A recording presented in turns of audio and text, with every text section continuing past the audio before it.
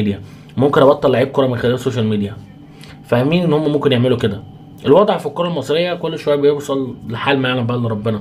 لكن في كل حال من الاحوال قصه مارسيل كولر هي تاني وتالت ورابع بتثبت لك ان في حاجه بتحصل في كره القدم المصريه بشكل عجيب جدا، وهي ان احنا قاعدين دلوقتي بنصطاد اخطاء وبنصطاد تصريحات وبنضرب تصريحات حتى لو ما حصلتش بالنسبه للاهلي وبالنسبه لعيبته، ودي جديده. وده طبعا بسبب ان الاهلي فقد قوته الاعلاميه لصالح النادي المنافس، فبنسمع كلام كتير وبنسمع حاجات غريبه زي مثلا هو الاهلي بيجيب صفقاته منين؟ طب ما انت عارف الاهلي بيجيب صفقاته منين وعارف مداخيل الاهلي الماديه منين.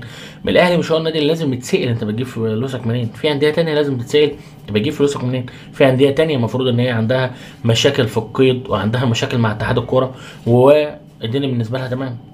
في انديه محدش بيتكلم معاها على المصاريف اللي هي بتصرفها والفلوس اللي هي بتجيبها بحجه ان اصل ده انا انديه استثماريه.